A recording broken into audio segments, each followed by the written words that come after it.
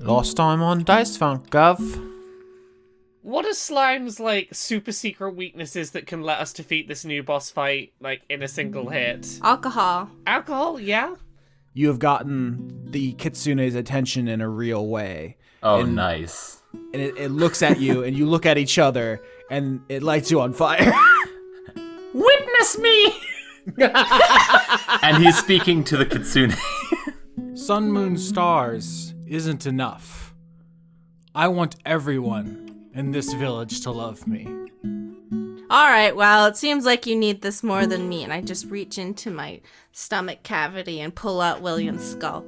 You take this and you think on what you've done. Egregore oven mitts. Oven mitts for the egregore. Egregore oven mitts. That is a non-magical item. Oh, thanks for telling me, I guess. I'm sorry. You had left. It was a very good idea. No, it's cool. You solved it all. That's good. It's up to you to decide whether your characters are citizens or not. Oh. Now that I know it's like a choice of kind of citizenship and that decision, I would say right now neither of them are represented there. We have a place for you, Great Scald, back in the village. Will you be returning with us and accept our honors for your successful retrieval of this artifact? No, I now owe a great debt to the people of this village, and I must stay until it is repaid. You see coming from the graveyard, it is a frost giant skeleton, the one whose tomb you just opened. Hello, Governor. My name is Mold. I'm going to change your neurochemicals so that you love me. And just keeps walking. Hello, Mold. Please don't do that. They'll come around, don't worry. I was following the pack, all swallowed in their coats, with scars of red tied round their throats. They keep their little heads from falling in the snow, and I turn round and there you go. And Michael, you would fall and turn your white so red as strawberries in the summertime.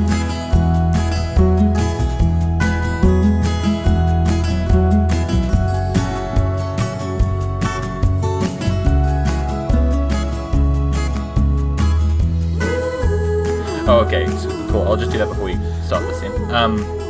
Oh, you can do it in character. You can do it in character. You can be like, come on down to the ice rink. Philip, sponsored by.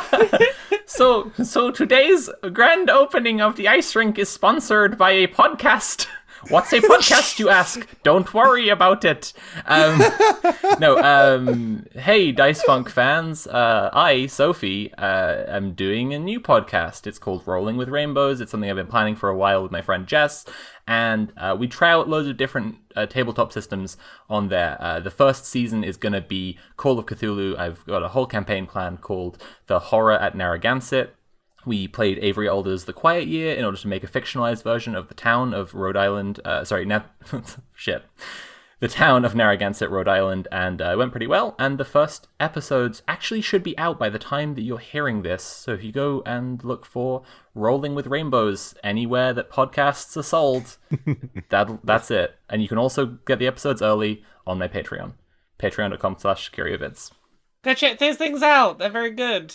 I get my podcast from a shady guy. He sells them out of his coat. They're really expensive. I get my podcasts on cassette tape. I've yet to find something to play them in, but I like that. I get my podcasts off a podcast app. I get my podcast delivered in pristine punch cards, okay? They're just perfect. Oh. My friend keeps giving me vinyl podcasts, and I don't have a player, and I don't know how to tell her that I don't. it's really expensive, but I get podcasts now on little wind-up music boxes, where you just gotta, wind them up, and every 10 minutes or so, you're having to rewind the podcast and keep it going. Sophie, I heard that if you take your one of your canines and put it onto one of the grooves and then spin it, you can hear it in your skull. Oh, thanks for that tip. I'll give that a go. Yeah, it'll reverberate in your bones. Great. I want to have the first 7 seasons of Dice Funk reverberate in my bones. So that's good. Yeah. That's what I was going for. The master engineer inside of me is just screaming right now for some reason. I don't know why. Am I wrong? No, I'm not. Also, if you put your finger on a spinning record and you open your mouth, it comes out your mouth. That's actually I've seen that in a documentary called Exactly. I've Looney seen Tunes. it happen too on TV. All my friends smoke podcasts, but I don't really like it so much. I just do podcast edibles. Yeah, it's good. It's good. Just don't do podcasts on an empty stomach. You gotta be careful. And whatever you do, when your best friend is looking over to you and says, "Dude, I think this podcast is laced," don't believe them, because that's just a one-way trip to a bad time. Logically, who would want to lace weed? Nobody wants to lace weed. Nobody wants to go on an extreme weed trip. Listen. You can tell my friends from sophomore year of college that, and they would still come up with a reason to justify how and why. But people are dumb in college. I'm gonna make it canon that because this ice rink was sponsored by Rolling with Rainbows, now there's just a sign on the side of the Wined and Dined flyer that's just constantly there. Great. This is going to be so confusing in the edit. All right, so let's begin the episode with Philippa's infrastructure projects. I'm kind of turning over the DM baton, the DM parliamentary mace, to Sophie to paint us a picture of how these things come to fruition over the weeks after the Akashic Stone mission. We're covering... You heard him say it. I have the control. Philippa, Quickly, freedom from the call. This is my podcast now. Philippa kills everyone. No saves. But yeah, so paint us that picture. Feel free to bring in the other player characters because we're going to have downtime scenes. This is a downtime episode. We're going to need your level 9 as well, Philippa. Cool. But this isn't one of the NPC scenes. Sure. So I think that one of the things is that, like, as we've seen already a bunch of times, like, Slime can just build stuff. Obviously, Slime is busy with Moistwatch stuff a lot of the time, but I think that knowing that, like, it can get done in a day, like, basically the opening ceremony can also just be when it gets made, Philippa would focus a lot more on the planning and on the, like, public consultation side of it, like, going round to everybody, checking, like, what they thought of, like, where things should be, what they should kind of look like. If you have particular feelings about, like, any of the characters, any of the NPCs, like how they would feel about what a bridge should be like. I imagine, Shoko always has lots of suggestions. But, like, yeah, I think that's the bulk of the thing is just kind of like a lot of planning and consultation, and then more planning and then more consultation. She's a bit of a bureaucrat that way. And then I think that she finally arranged for, like, once things are finally arranged, and she knows what the plans are, she has, Slime plays an integral role in the ceremonies of things, because of course they actually make the stuff themselves. Oh, don't forget that they are, like, technically me after I make them. Oh. Well, I did forget that, and that's something to think about now. Oh, Don't worry about it. They're just happy to just be there cool. and experience being a skating rink. I mean, your slime's mold cells are definitely involved, but I mean, I'm reading the spell fabricate. You convert raw materials into products of the same material. For example, you can fabricate a wooden bridge from a clump of trees. So, like, what does this actually look like? What is the... Imagine that just, like, there's a little bit of slime in there. It's not all slime. The slime can sleep out at any time. I will say with the radically changing weather around Mount Grendel, like, between seasons, she probably would want to make sure it was a very long lasting bridge. Slime's there. That would be a concern. Yeah, I mean, that's the whole issue with the bridge over the Tarn, is that during the summer when there isn't snow on, like, the steps up to the cave, people just use that route, but that's Right. snowed in during the winter, so there's just this slippery ice. What kind of bridge would you build? What's the actual labor of, are you dragging trees over to it so slime can throw up on them? So I think that she would go to... I can actually take a group of trees, it says so in the spell, Yeah. and do that, I think. I think yeah, that she I would- can do all of it. I think that together the raw materials, like, yeah, there are plenty of trees, right? We kind of live in a place where there are, like, a good supply of wood. There's trees.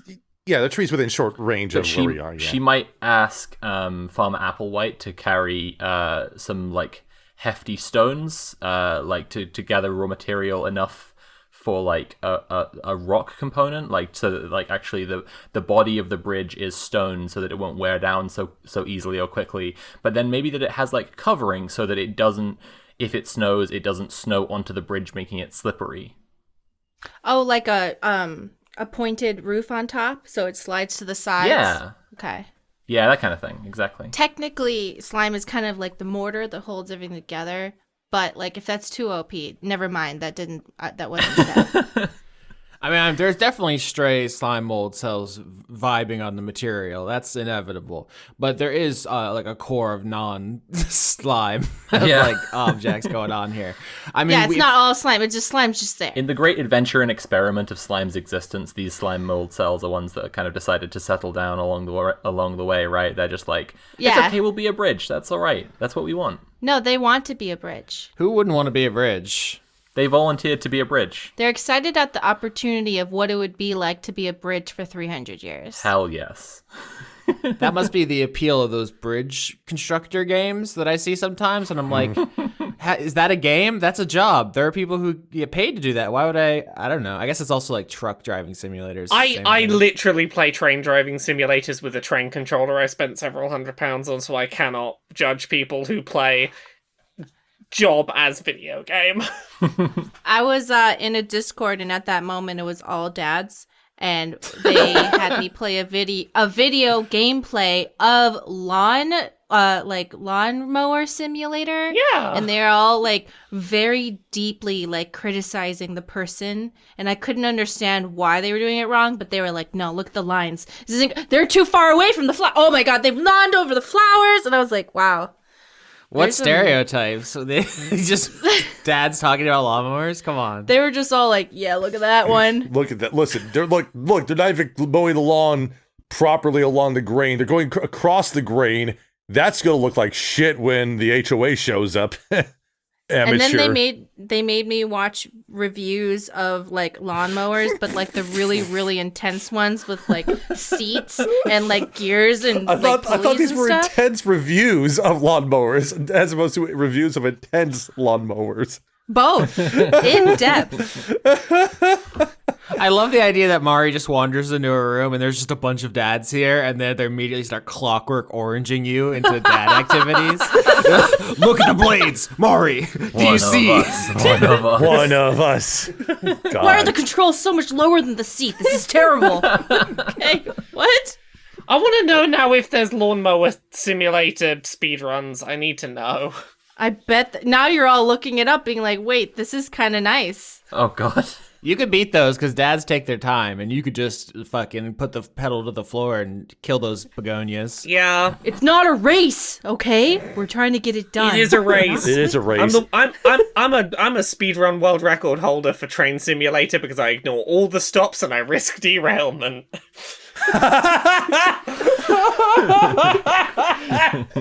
Oh, so it's Virgin Rail Simulator. UK jokes. I don't get it. UK We get them. jokes. We'll Love it. outnumber you eventually. Fine, I'm gonna do jokes only I understand. I hate it when the loop, is too wonky. See, I know and that there's joke. pee everywhere. Yeah, I know about No, that. Yeah, I do. nobody gets it. I get it. Only I do. I get it. What do you think about the Chicago Bears draft picks, Mari? I don't follow sports. I'm gonna watch a bunch of millionaires make more millions. I thought we were just gonna have some Chicago talk. Look at these healthy young millionaires. Let's worship them like gods. No. All right, so we talked about the tarn. We have slime throwing up on trees that are carried there by Applewhite. Does Oze or Neelith contribute in any way to this? I think that the bridge. Oh, sorry. Sorry. I thought this was. No, Philippa wants to contribute. I love Sophie's like Neelith definitely does X, Y, and Z. Laura, sorry. shut up. I'm building character. I was just gonna say that I invited everyone to the ice rink is much more of a thing, but like obviously people can do whatever they want with the bridge. I just yeah. Ozzy unfortunately does not have a lot of really great skill when it comes to aiding in the construction directly. The only thing that I figured that he could do to assist would be possibly dragging over a dulcimer over from his home to play a bit for some entertainment, or possibly trying to assist in maybe doing a little engraving work on the bridge's railing to kind of like signify different people on there for just posterity's sake. Don't you hate when you're at a party and the white guy breaks out the dulcimer? Damn right. Especially when they break out the hammered dulcimer, because where are they hiding the hammers for that? That's just super suspicious there. Wait, what's a dulcimer? A dulcimer is like a koto or a zither. It is basically just like, it is a stringed instrument that is on a board, and you either pluck them with your fingers or strike them with hammers. It's a very pretty sounding instrument. I'm just gonna Google it. Yeah, look up hammer to dulcimer music. It's very pretty. Okay. Then picture everyone in hard hats, really, getting their hands dirty with this physical labor, while Aze sits with one of them and just fucking does Inagata Davida instead of helping. He's helping by giving us, Soothing vibes. entertainment. I have no idea what they would be doing on the construction, but if the tum-tums can all be in hard hats, that would be essential to my vision. The other thing that Ozzy can do in terms of actual practical things is use the spell Imbue Constellation to grant everyone a bonus to their strength while they're working in the construction.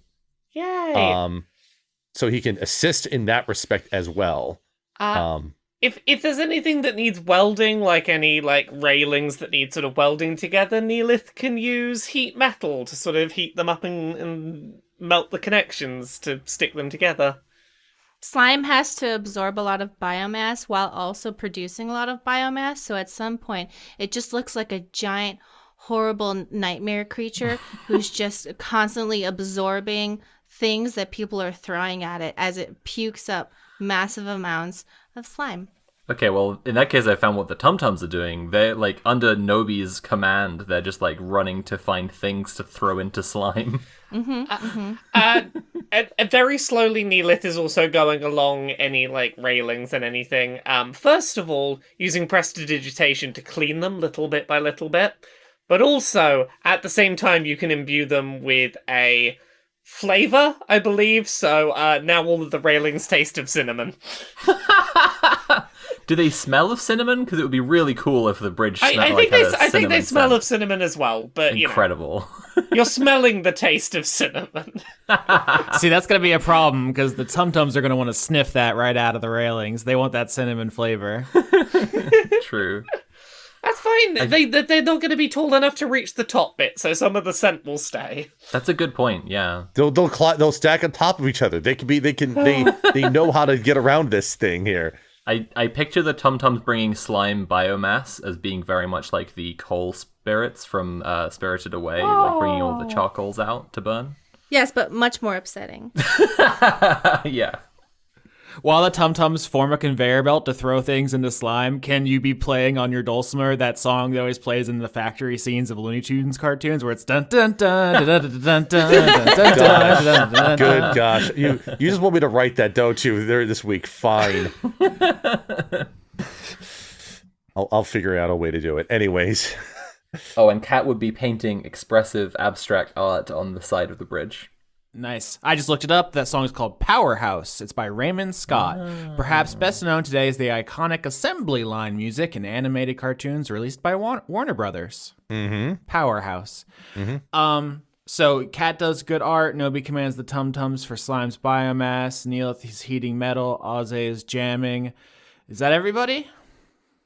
What about Squelcher? What's Squelcher doing? That's the $100 million questions. God, I need to know what Squelcher's up to. That's up to you. Squelcher's at the snack table, and like their little trachea sniffer is going around on the snack table looking for things to suck up. Maybe a nice pudding. So it's really just like touching everything with its trachea mouth. Because it's like sniffing out. It can't, it's trying to see what it likes. And then it finally finds a nice bowl of pudding and just starts sucking it up into its body. Through the neck mouth that shouldn't be there. It's like split open. You look at it and you're like, that wasn't supposed to be like that. Oh boy. All right. Philippa, you're at level 9. What's that look like? Yeah, not super different. I did retool Philippa's spells based on, because druids can take whatever spells they, do during a rest. I figured that after seeing blue slime, nega slime, walk off with the body of a frost giant, she would be a little babashook and would just like get so many fire spells. So I've kind of given her quite a few fire spells now. Flame Blade. I think I took Wall of Fire. Did I? Things like this. Things of this nature. Yeah. Things of this nature. Fiery things. And also Water Walk, which I don't think is going to come up. But I kind of imagine, because it's so cold, but I kind of imagined Philippa looking over her spells and deciding stuff to learn. And she was just like, yeah, if I can do that. Like, it's a neat party trick. Right. Like, if there's a chance later on, walk on some water. Why not? She has wings, but still. Part of being governor is keeping up morale. You never know where you're gonna need to bust out a cool move. Right. That's right. just moonwalk across the lake, Standard gubernatorial actions, I think she tried to have a moment of fantasizing what could be the perfect opportunity to heroically use water walk, even though she has wings, and she imagined something going into a yokai portal, and she has to run across the water to catch it before it falls in, and then she was like, yeah, and she learned the spell. She was just you sort of ripple effect into reality, where she's looking off into the middle distance, imagining it, and she's like, hell yeah, and then she decides to learn it. That's gonna be a spell that gets used once, and it's gonna be oh no, Neelith's accidentally thrown her frying pan out the window, and it's heading towards the ice rink. Oh no. Right. So we already had Philippa's kind of downtime activity. It's a several-week-long infrastructure campaign, so we don't need to belabor that anymore. But you did bring up something that segues very neatly into Neelith's downtime, which is mold and fire and contingencies for mold's ongoing presence in the village. Yeah. So Neelith, why don't you tell us about level 9, and then we'll start building on that.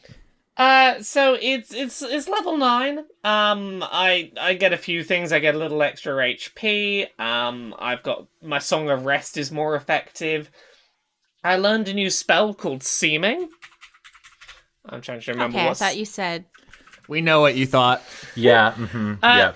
Seeming allows you to change the appearance of any number of creatures you can see within range, giving them new magical appearances. Basically, group disguise magic. So that's the thing I have now. And I got my third level 4 spell slot, my first level 5. So, I've got so many spell slots to throw around now.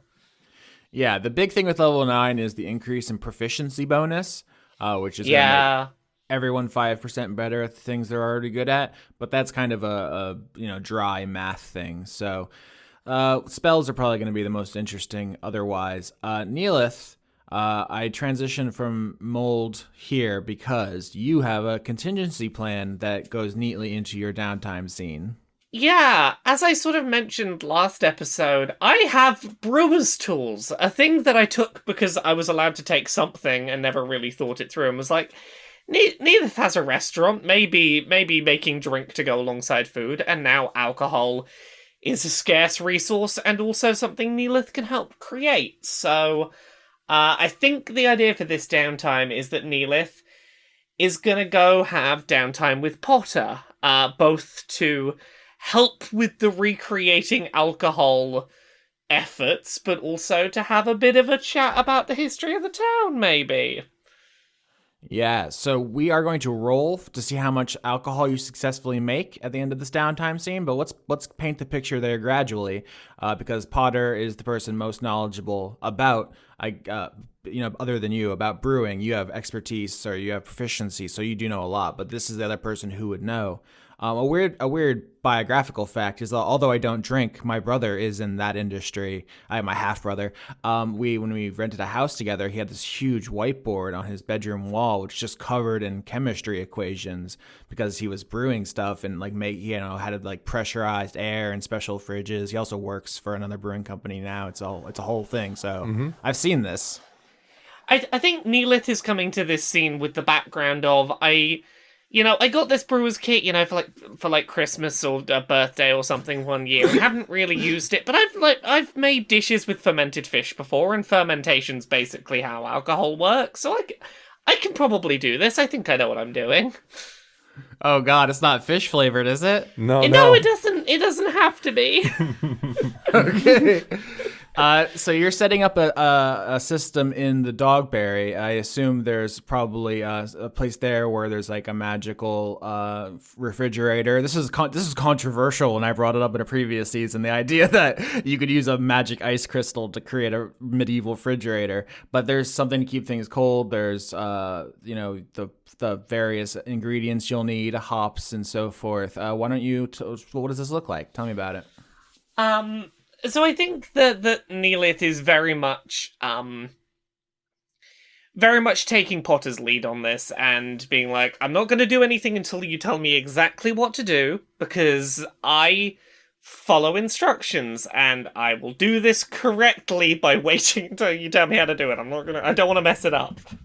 Okay. So Potter is this very large, furry bugbear man. He's wearing his little apron and he's hooking pipes and stuff up.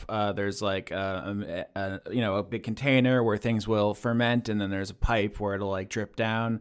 He's getting this all set up to you, and let's just imagine that while you two are working, you can also have this conversation that I think you're building up to, because Potter was the governor. He would have information about things going on in the village, most notably the kitsune, perhaps, and also a person you've been told about before.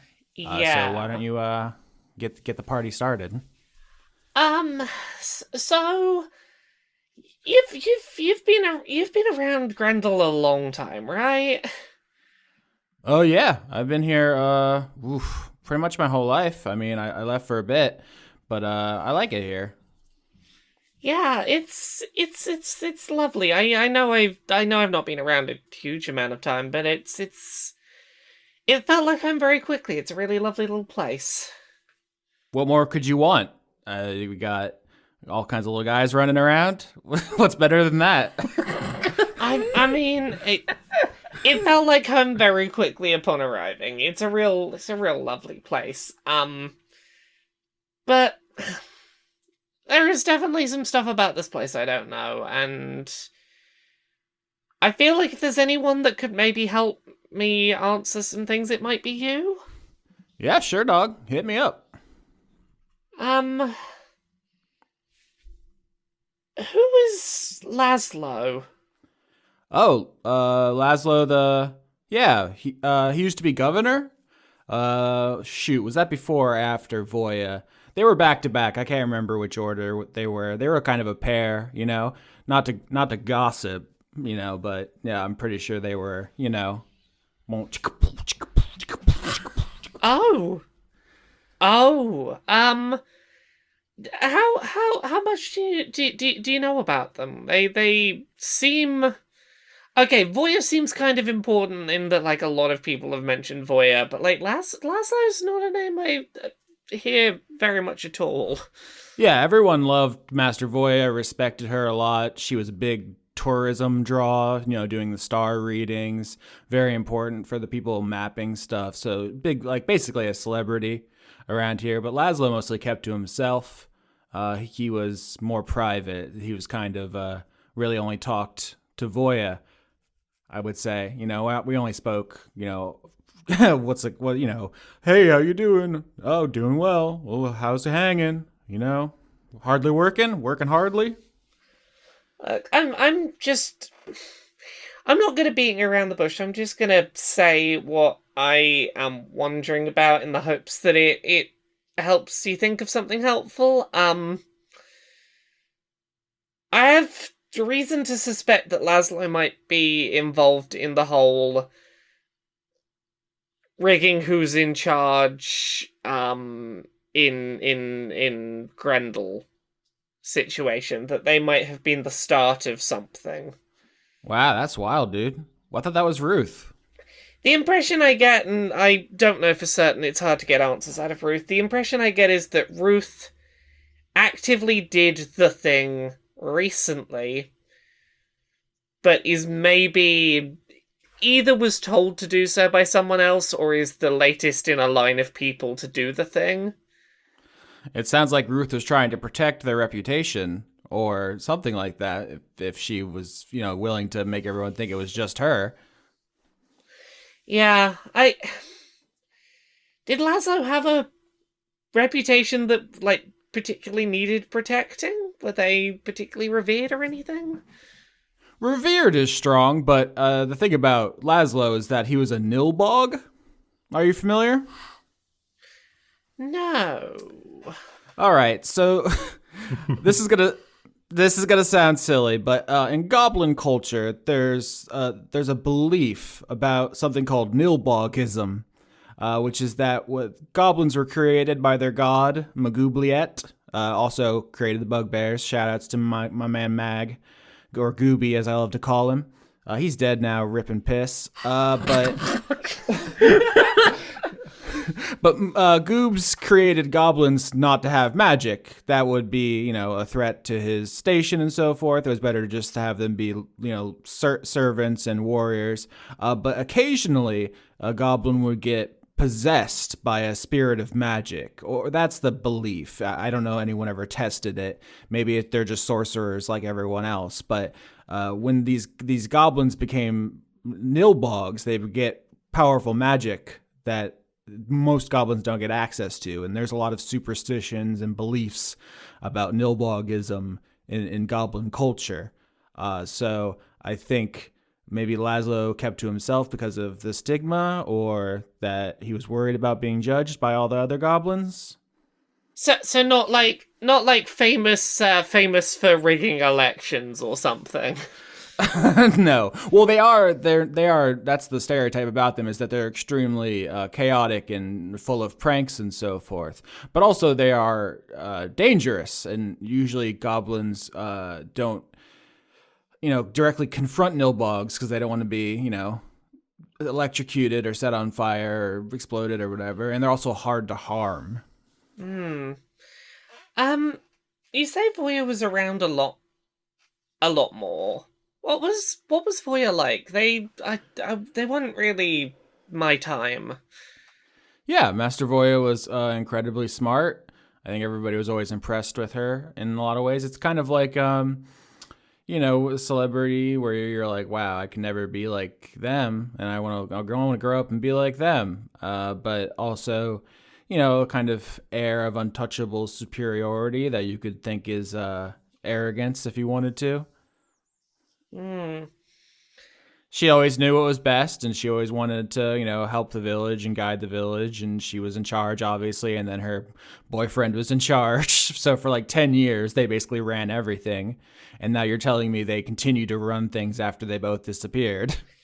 The other thing I wanted to ask you about is, do you know anything about something called the Kitsune?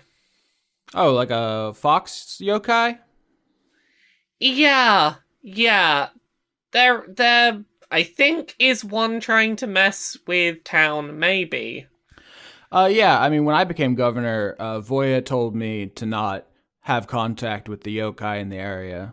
She said that there was an understanding between the yokai and Grendel, kind of like with the frost giants in Grendel, and if I saw one, to not engage. So I never really looked into it, you know. She was pretty smart about that kind of stuff, so I just followed directions. That would have been real helpful to know. We have been engaging with them. It's not ideal. Is there any, like, contingency plan that you were told when you were put in charge that's like, here's how you apologize and reinstate the treaty and back off and go, everything's good? Is there, like, a place that I can leave just, like, a mountain of spaghetti and all will be good? Not to my knowledge. No, Voya told me to not mess with them, just let them do their thing. And then I told, Gigi. And then I don't know if Gigi told Philippa, but I assume that with all the chaos going on, it might have slipped his mind. But here's the thing. Also, I know you've been engaging yokai, but not all yokai are the same, right? If you fought that Yurei who got into the food, that's kind of like a vengeful ghost. And there's the Baku. They're not really community-oriented traditionally. But a kitsune is it's called a bakamono. It's a separate kind of thing. And they're like, tricksters, shapeshifters. They have more of a culture and a society. Not that Baku are incapable of it, just traditionally they're not. That's not their culture. But those are the kind of ones I wouldn't engage in. I think if a Yurei shows up, you should beat its ass, just to be clear. Okay.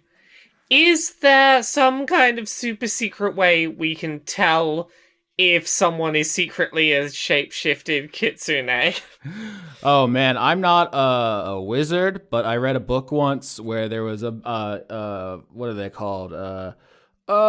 Doppelganger, right? And they can take people's shapes. And then the hero, he was like a cool cop. He was like a loose cannon cop. He didn't play by the rules, and his sidekick was like a dog, and the dog had a gun. Anyway, I got distracted there. Stop or my dog will shoot. Stop or my dog will shoot! Yes! Anyway, at the climax of that novel, the detective casts moon something, and that reveals shapeshifters. So that's a thing I know. Interesting. Interesting. Too bad we don't have anyone who knows that spell. So you don't. So once again, you don't know anyone with like secret intel on how Laszlo is puppeting the whole town or anything. No. I mean, goblins don't live that long. If I'm going to be 100% honest with you, Voya and Laszlo are both probably quite elderly. Not to bring the house down, I know we're doing this team building exercise with the beer, but they're ancient as fuck. So if they're still alive, I don't know that they're puppeting anything. One more thing while I remember to ask. Voya disappeared kind of suddenly, right? Yep. Mm-hmm. Yeah. Chaboy probably knows more than I do. Chaboy? Aze. That's his legal name. Aze Chaboy. Oh, gosh.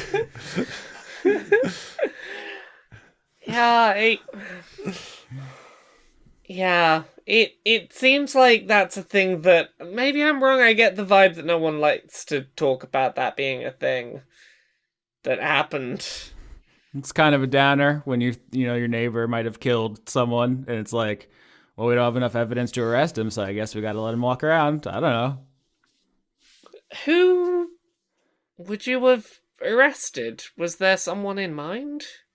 Aze Chaboy?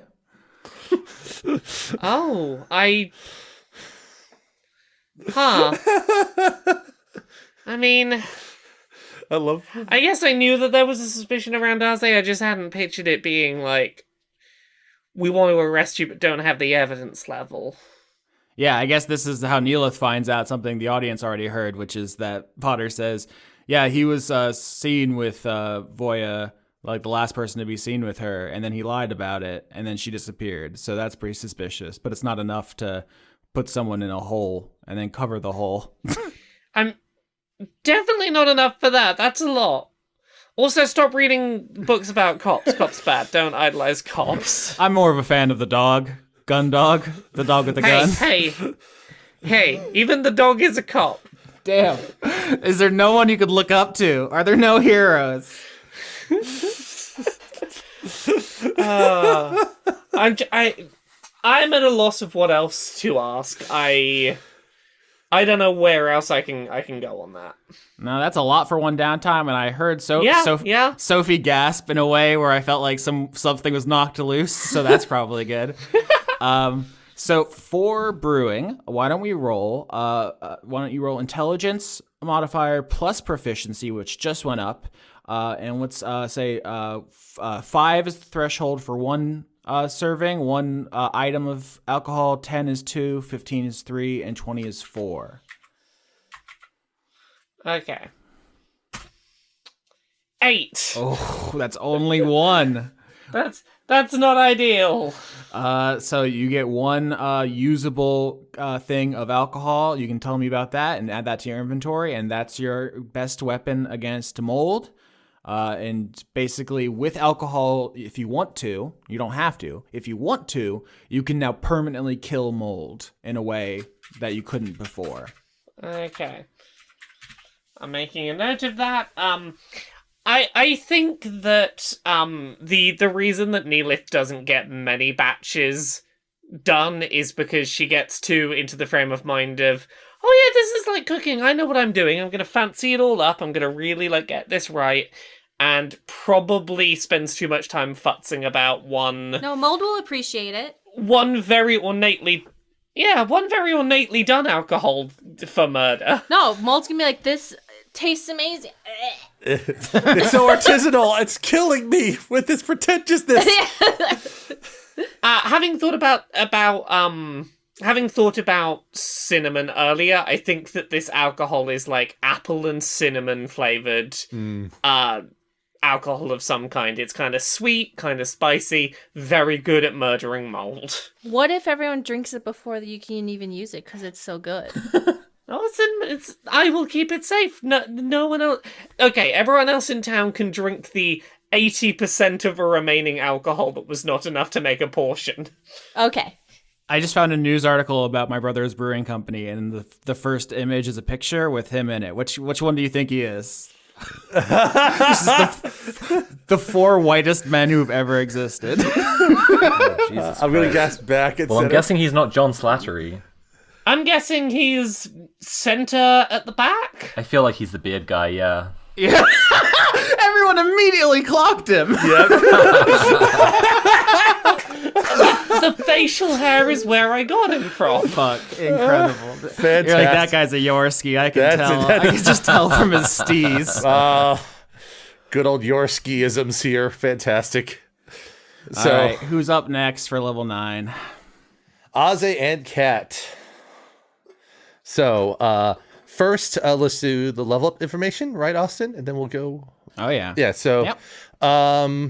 Aze is hit level 9, and as a druid, that really doesn't mean much other than an extra spell that you can prep at a time, extra proficiency bonus, and level 5 spell slots. One of the things that the audience will be able to enjoy is the fact that I'm going through and literally renaming every druid spell I can into new unnecessary names just to add to the mystique of Aze. So an example of that is I picked up Flaming Sphere as a spell, but I'm calling it Solar Intersection as like an example.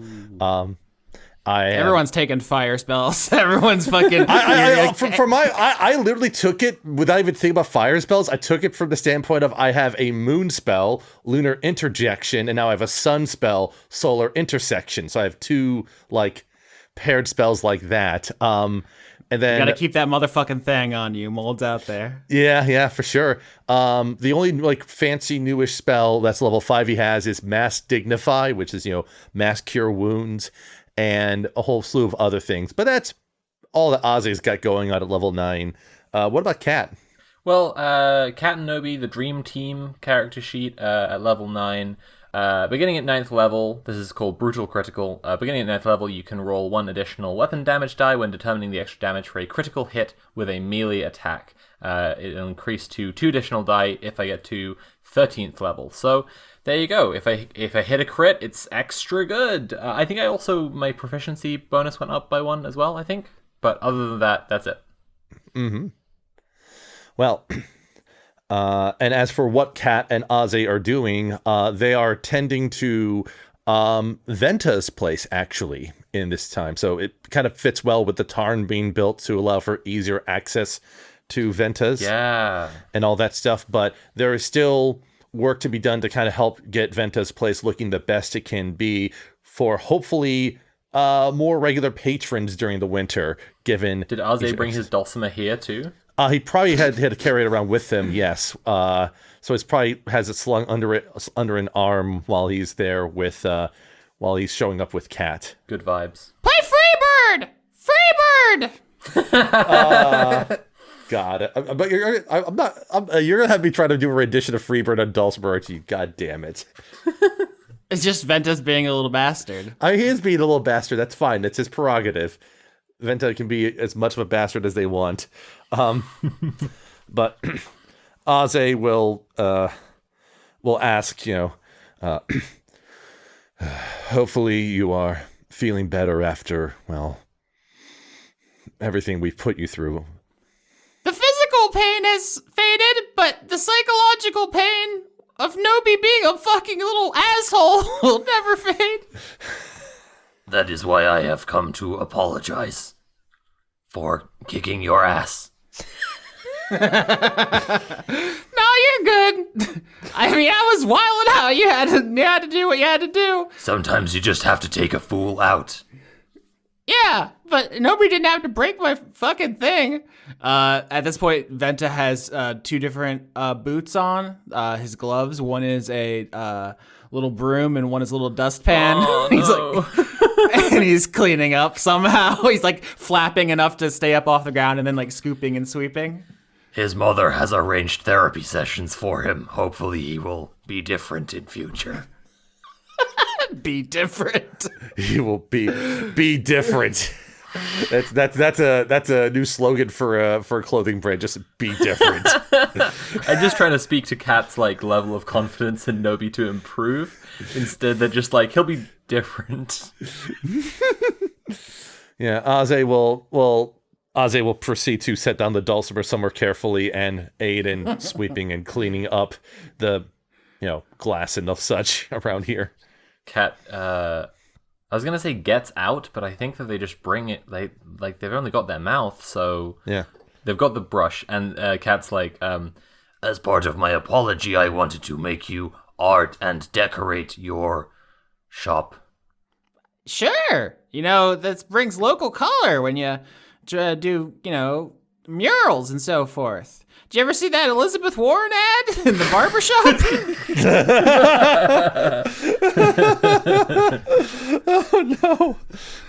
oh no, you made Elizabeth Warren canon. She's always been canon. I can decorate with something of your choosing, or a mural of neurochemicals. Whoa. Is that like when people have posters of like THC molecules in their dorm? No, it is like when people have tie-dyes of marijuana leaves in their dorm. Oh, I think that's more of a Marina vibe, but knock yourself out. What neurochemical do you most identify with? What's the one? What's the chemical when you fucking nut? Dopamine? Is that like Dopamine. Is that dopamine? Is that just Can this now be how all human interactions go? Like, hi, I'm meeting a new human I've never met before. Tell me your favorite neurochemical. It's like a new personality test. I personally kin with cortisol.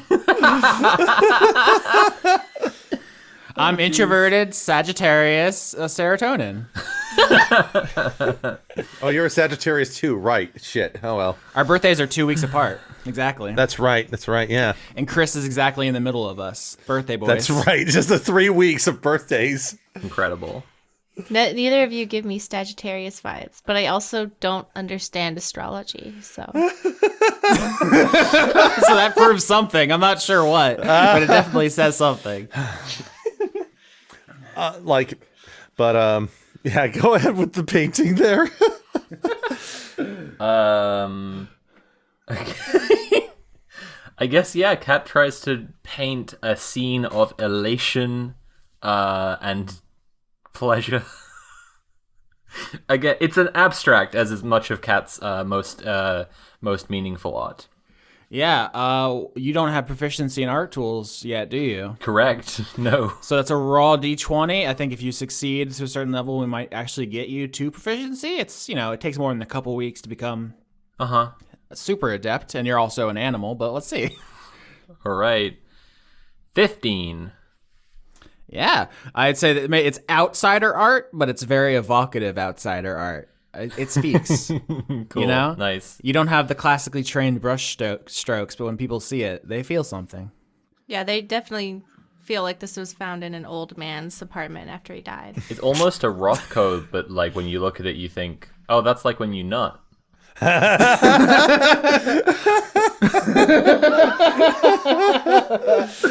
a bozog. I don't actually nut. I just hear people talking about it. It sounds cool. I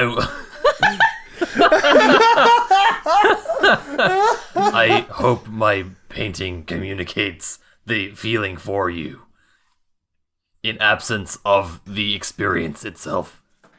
It's certainly making me feel a way. I don't know from experience if it's that nut feeling, but I like it. That nut feeling. It doesn't make you feel like finger guns, I guess, then. Well, how horny can we be? Like, what's your upper limit, or? What's the horny limit? No one ever knows. Although my girlfriend keeps recommending my podcast to people, and I keep telling her not to. And then she came back recently after listening to an episode. It's like, I have to stop. You guys are so fucking gross. That's fine. Just like very deliberately recommend one of the not so horny episodes. There's got to be one out there. That's kind of like when people are like, "Oh, what are you doing? Oh, I have to record a what's their podcast?" I can't remember. I have to go to bed. It's not about porn. It's about the It's not art about that people porn. make about video games. It is. What's it called? I don't know. I forgot. I forgot what it's called. I've done it for 5 years, but I forgot the name and the premise and the URL and the Patreon. It's avant-garde. It doesn't have a name. I released the video "The Ballad of Horny Geralt" on September 11th last year. Oh God! And I just imagine so many people getting that notification. Like, are you fucking kidding me? Happy 9/11. To all the haters and losers, here's Horny Geralt. So much. So much. I can't. Okay. Oh, Christ. While all this is going on, Aze is, sweeping up broken glass and trying not to cut himself and all that good, doing neighborly things. And he will take a moment and remark over to Venta.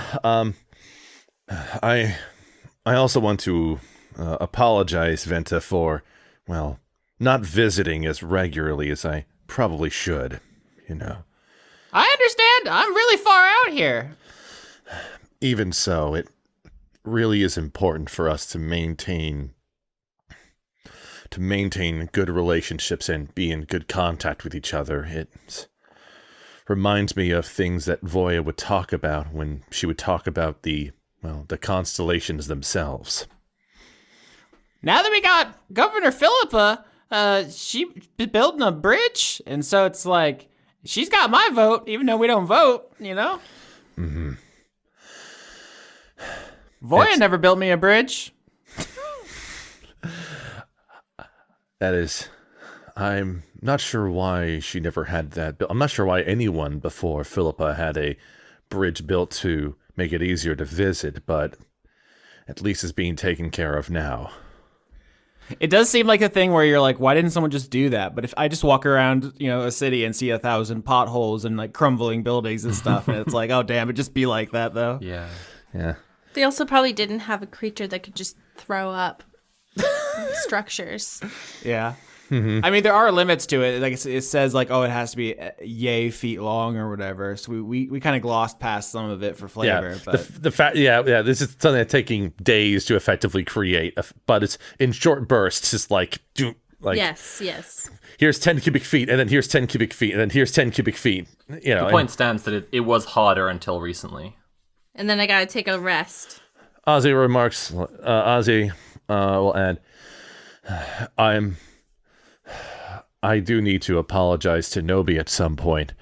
Despite me being as angry as I was at what happened here, I still don't like the fact that I struck them the way I did after everything calmed down.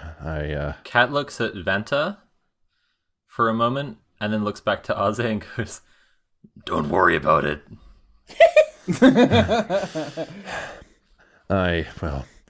I'm pretty sure you've been able to tell, but it's kind of in my nature to be a worrier. I've been that way a lot, and the past few years have not made it any easier to be a worrier. It is okay. I have talked to him anyway. He said it put him on the right track and was a good thing. I heard a rumor that little son of a bitch lit himself on fire to fight a monster. Is that true? Yes, he did. He intentionally set himself ablaze in order to attack a threat to, well, potentially the entire village. It was, what's the word? Baller as hell. It does sound fucking killer. What a fucking that's bad. Don't tell him I said this because I'm still mad at his little ass. But you know what I'm saying. It's fucking cool, and people are talking about it. Truly the most trustworthy hero now. We can all rely on. These past few weeks have been making me nervous about, well, the stability of the village. There's been a lot of tension all around, and hopefully these projects will be doing much to create some stronger unity.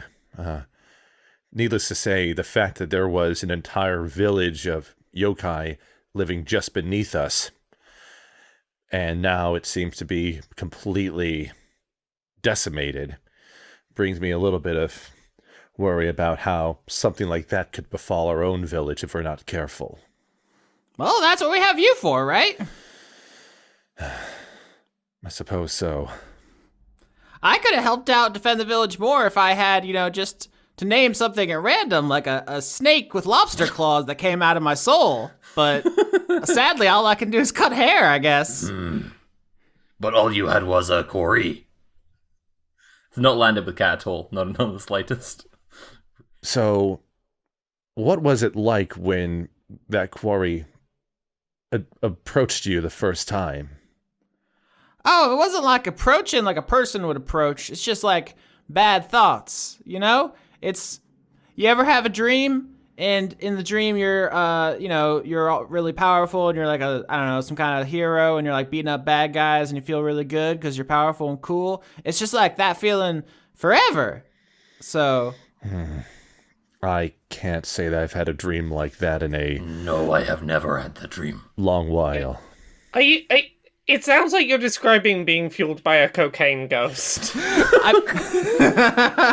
Avoya, I mean, you're not there, Neil, to say that, but I think Venta does say like it is kind of like a drug, where it's like you shouldn't be doing it, you shouldn't be thinking things, but it feels good and cool, even though it's probably bad. I wonder what compels a quarry to try to join with someone over here, but...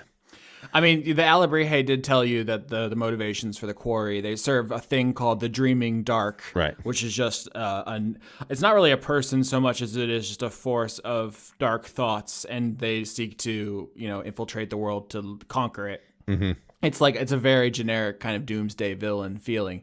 And that's kind of their thing, is that they're not really nuanced. They are just the bad vibes of, like, someone previously on this show described them as the Purge. It's just like, what if there were no consequences? Right. I've been thinking a lot about the Flaming Lips song In Your Dreams, where it's kind of about how there are no rules in your dreams. And one of the lyrics is, you hate your boss, in your dreams you can blow his head off, in your dreams show no mercy. Mm-hmm.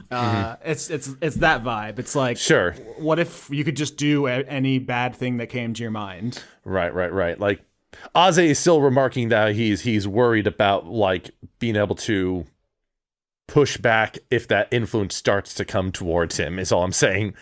I'm trying to think of the only other questions that Aze would want to ask of Venta or talk with Venta, because he doesn't need to visit Venta to like remove his condition. I don't think we can really remove it any further from what it is right now with his -1 to concentration, but yeah, it's a very minor condition. Also, I think I'm thinking about the painting that Kat just did, and I feel like because the magic mildly animates the mural, there should be a kind of a tangible effect, like a calming effect in here. Something like the mechanics of it, I think we can workshop, but my like intuition is like removing like exhaustion or fear or something. But I realize in game there isn't like a likelihood that you will like run from a fight, come here to get that removed, then run back to the fight. Right. Like basically some like persistent calm emotions effect or other sort of similar thing, going on. But like, yeah. The benefit can vary, but I like the idea of it being such an effective expression of good vibes that it literally radiates it out. The thought I just had was that like during an investigation, in the same way going to Hale can get you an item or going to Marina can get you clothing or drugs, coming here could like restore a spell slot. That's a nice idea. Yeah. So there's a wizard ability that lets you do this. I think so Slime would be able to get 2, kind of in that sense. That's my current plan for this. Basically, if you come vibe in the barber shop, get your cut fresh, which is how we're gonna end this scene, right? You both need your shit styled. Your mane is raggedy.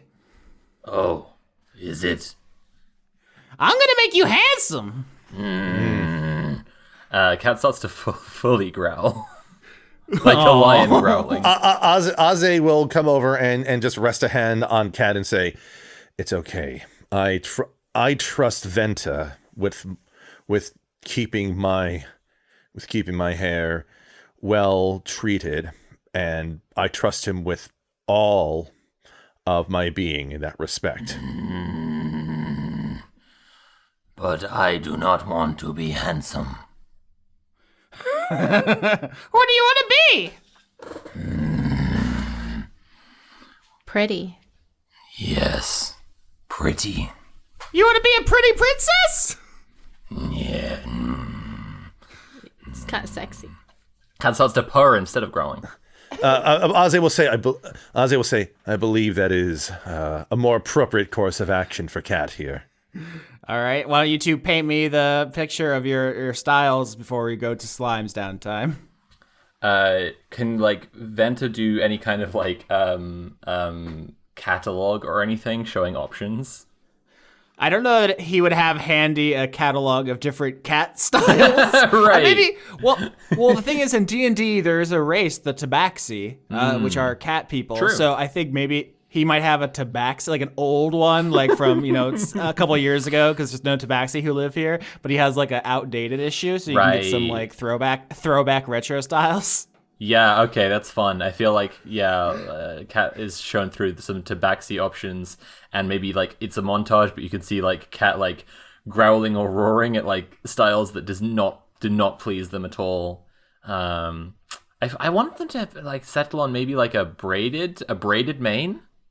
That's pretty nice, yeah.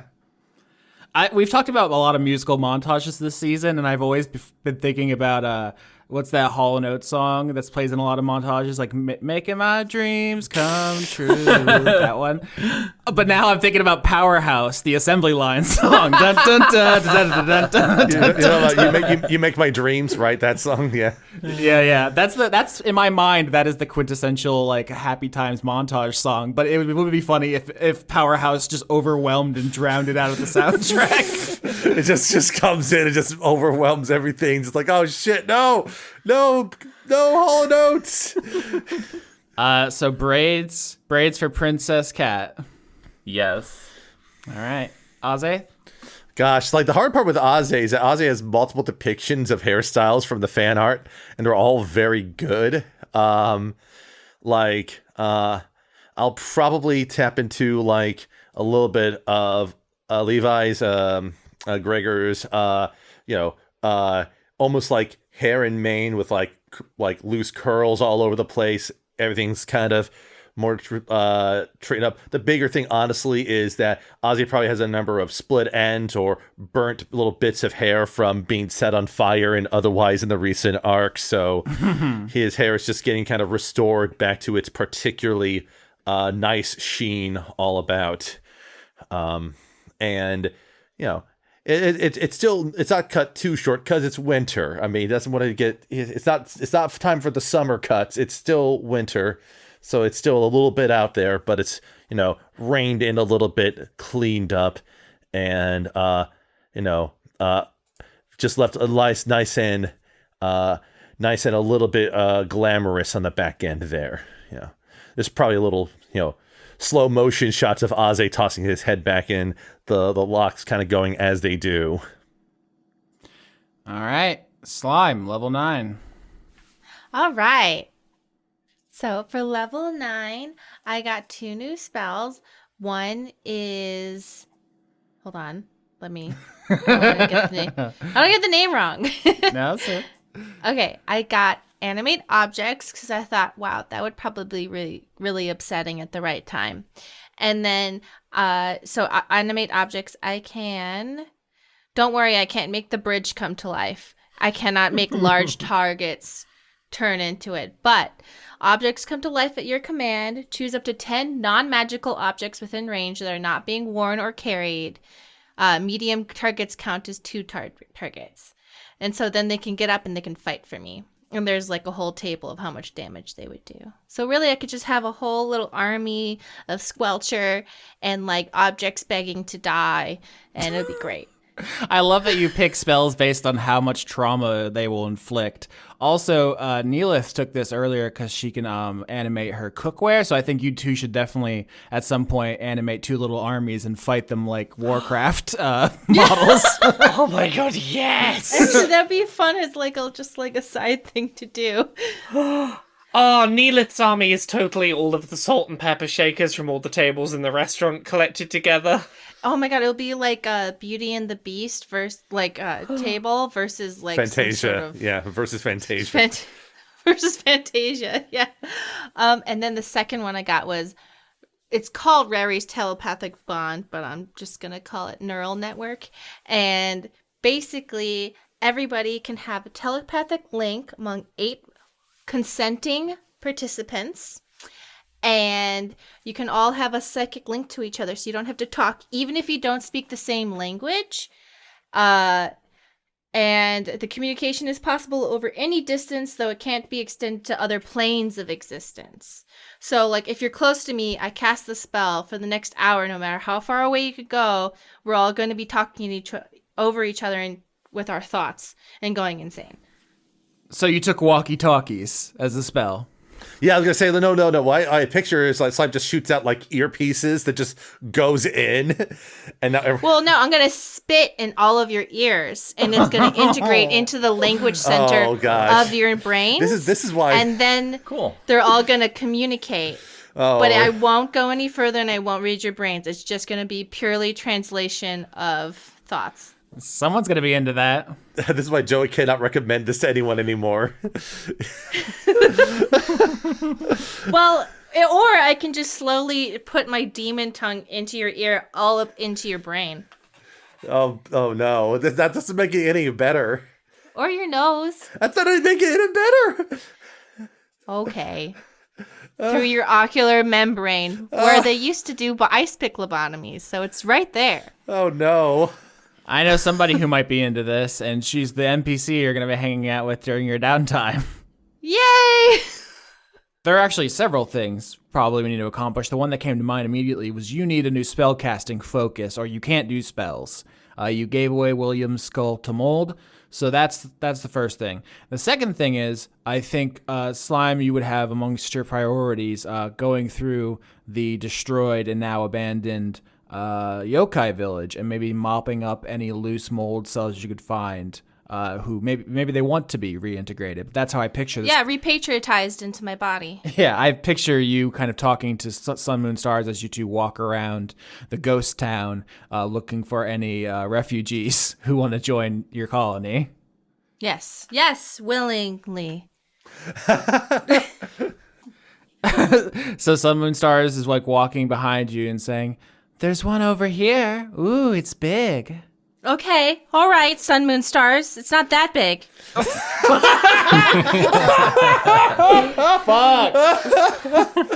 Mold envy. It's medium at most. And now it's a part of me, which makes me bigger.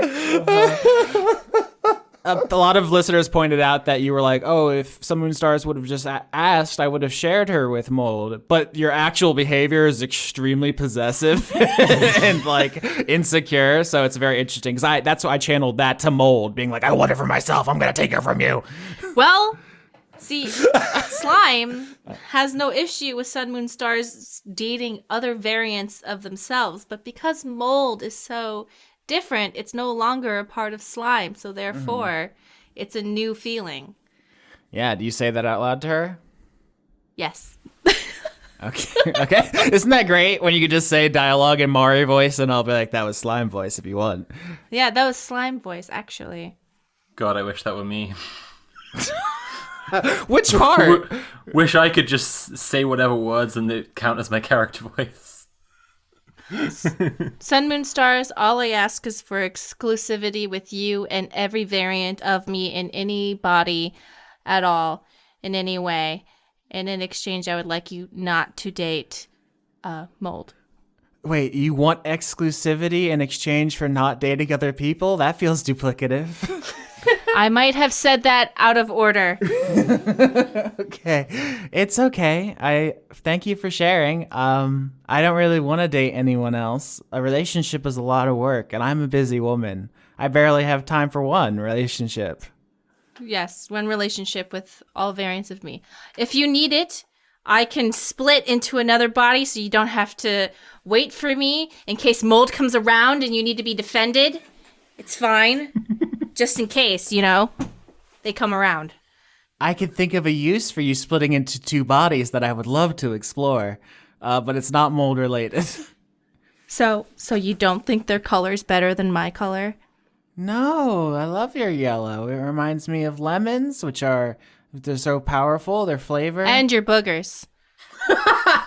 I thought, Mold, that doesn't make sense because you don't resemble any of their body parts. Blue is not resembling anything. So, but yellow, that's, mucus that comes out of you. It sure does, hon. It's not really in an erotic or romantic place anymore, this conversation. So I'm going to move on.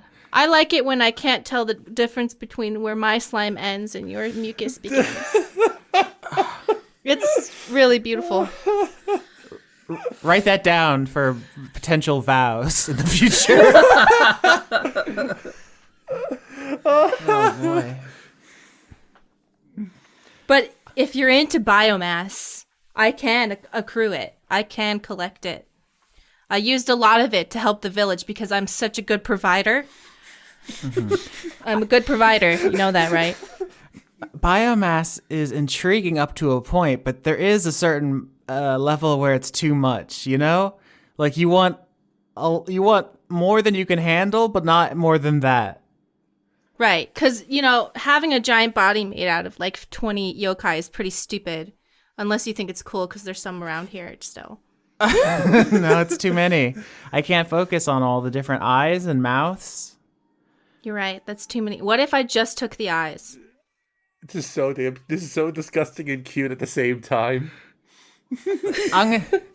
Right now, I'm still enjoying your current demon look. I want to enjoy and savor this one before we talk about the next one, We got to live in the moment.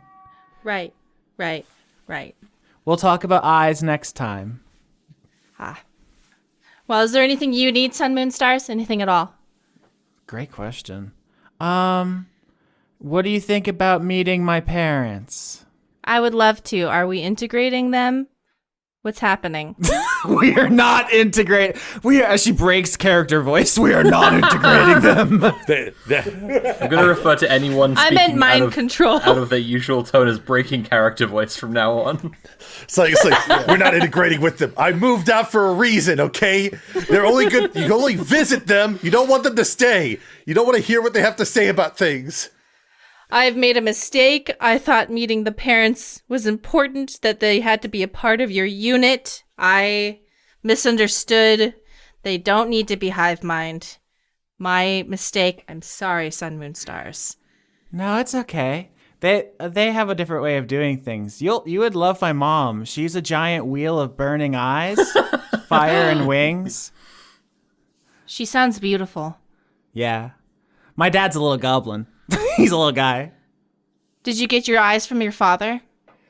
I think the squishy part's my father. The light part is my mother, I assume. Oh, right. How did they meet?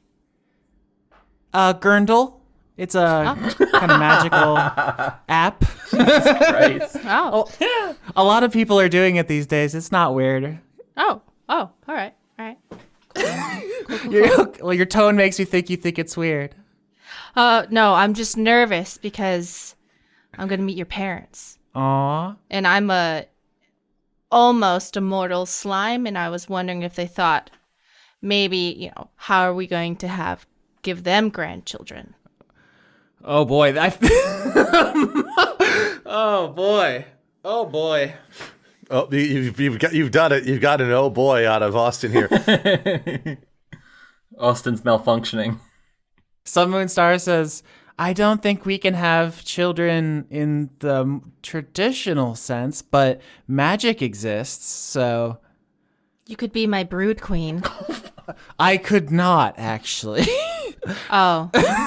Here's the thing. That's not gonna happen.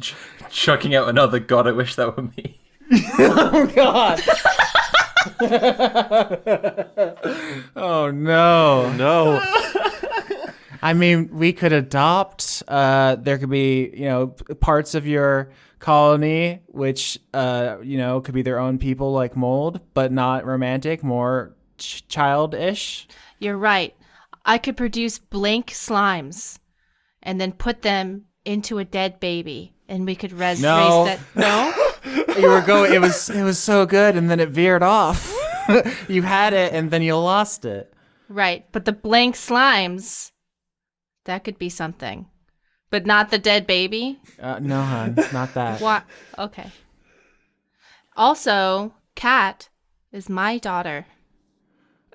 Honestly, I'm still kind of stuck on the phrase brood queen, and I'm trying to get as far away from it as possible. So anything else but that.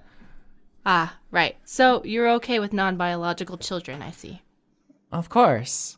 I am too. Whatever you want, Sun, Moon, Stars. As long as your celestial eyeball wheel of a mother is not disappointed. Well, she has very high standards, but I'm sure you'll measure up. You're very talented and interesting. How can I measure up to a goblin, father? She married a beautiful, beautiful earthly goblin. Well, I guess we'll find out. Ooh, look at this one. This is so weirdly shaped. Come absorb this one. Okay. I repatriotize. If you look under a microscope, you can see Slime's militant cells coming in to take in the abandoned mold cells, only to be re-educated and become a part of the superior slime. Is there like a bunch of paperwork involved in the slime council, or are they applying? No, there's no paperwork at They all. just go straight to class, and they go straight to class. They watch an informational film. It's like... There goes my idea for the Papers, Please expansion set in Slime's council. That's for a different scenario, but yes. Yes, they are de-blued because the blue is a sign of... Okay, what's a word? I'm trying to think of a horrifying fascist word. Oh my God. Wow. Degeneracy? My body, my fascism.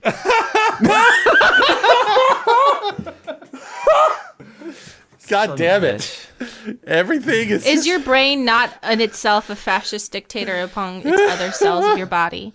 What difference is it from me to you? Not mine. I punish mine. My brain is the underclass. Mari, I want like a slime written thought a day calendar. God, these thoughts are too powerful, Mari. Okay, you can't put these out in the world. They're too powerful. People are gonna hear them. All I have to say is You too participate in body autonomy fascism with your brain telling its liver what to do. All right. Anything else you want to do down here? Well, I proposed to Sun, Moon, Stars, but she said she wouldn't be my brood mother, so... Wait, that was a proposal? I thought it was. That's what I think a Aw. proposal was. So I think an interesting tension here is that some Moon Stars didn't recognize it as such, because I think there's a version where we have perfect communication and she understands and, you know, it's a perfect relationship. But I mean, the little goblin in my brain is like, it's interesting if I fumbled that and did not recognize that was important to Sun, you. Moon, Stars is just convinced that this was a question about being a fuck factory.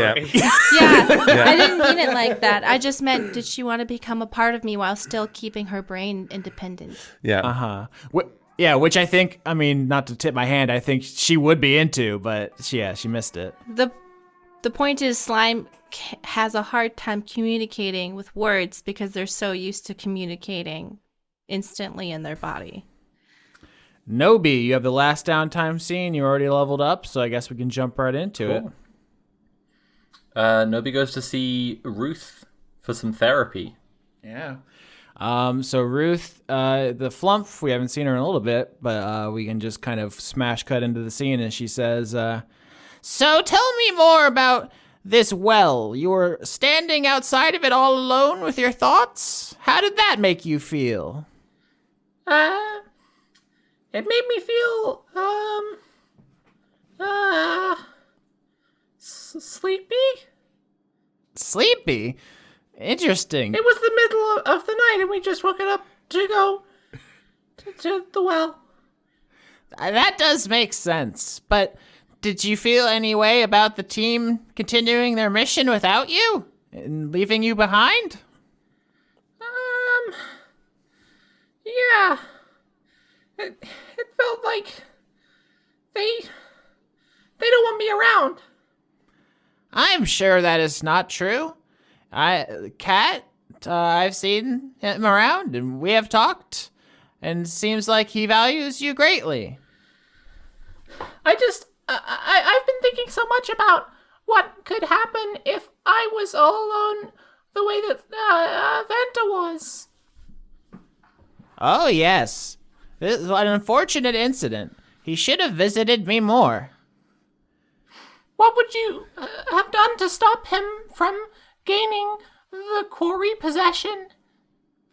Well, we would have talked about his loneliness. Being by yourself with your own thoughts can lead to self-reinforcing spirals, where you get inside your head and lose touch with the reality of the people who love you and care about you. And you just focus on the negative, and you can't escape from those thoughts. Just talking about it can help. But what if he didn't want to escape from it? What if he came to see you, but he was focusing only on the negative thoughts? That is a problem with therapy, that it only works if you work on it. And you wouldn't be able to tell anyone, even if he told you. Patient-doctor confidentiality does prevent me from sharing personal details, yes. But if we had decided to bring him to you in the end, then you could have helped him to harness the power of the quarry instead. I am not an expert on this particular topic, but that is my understanding from talking with Pastor Very, is that integration with the quarry is possible. It is called a kalashtar, a person who has the quarry inside of them. It does sound difficult, though, living with another thought, someone with thoughts outside of yourself. Sounds very difficult. But if somebody practiced hard and learned, then it would become more manageable. Sure, that is my understanding. The kalashtar are fighting against the bad quarry who want to take over the world, and so people take upon themselves the great burden of merging with the quarry and fight back against the dark. It sounds very brave. That would be very brave. That would make someone really brave. Yeah, that's true. I think you should tell me more about this. It could be important to my job, because I'm on the watch. You seem awfully interested in the quarry, Nobi. Weren't we here to talk about your little outbursts? Yeah, I guess we can talk about my outbursts. I just get filled up with ideas of how a good member of the Watch should behave. And then I try to act in that way, and the others don't appreciate it. The others do appreciate you. You and I actually have this in common. Neelith has taken on a great burden to be responsible for us because of mistakes we've made. Is that not tangible evidence of appreciation? It's tangible evidence of inconvenience. Well, that's not nothing. Inconveniencing oneself or others. Selfless, brave, heroic. Am I here to talk about how selfless Neelith is? No, I guess not. Are you okay, Nobi? Do you maybe need some medication? I think you just need to help me to learn how to focus on one kind of thought and cultivate that kind. That's how I can progress. I wouldn't recommend that. There are many thoughts. The treasure of the mind is all of the possibility. But if only one thought can make me more powerful and better at being on the watch, then that's the kind of thought I need to have. Perhaps you should speak to your mother about this. She's the governor and is in charge of the watch, and if you think your performance could be better, I'm sure she could help you. More than I could. I think you can help me. How can I help you, Nobi? Teach me how to train my thoughts.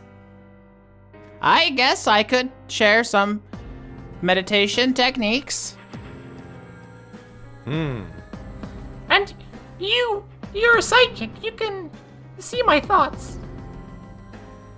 Just the surface level. I do not go deeper without permission.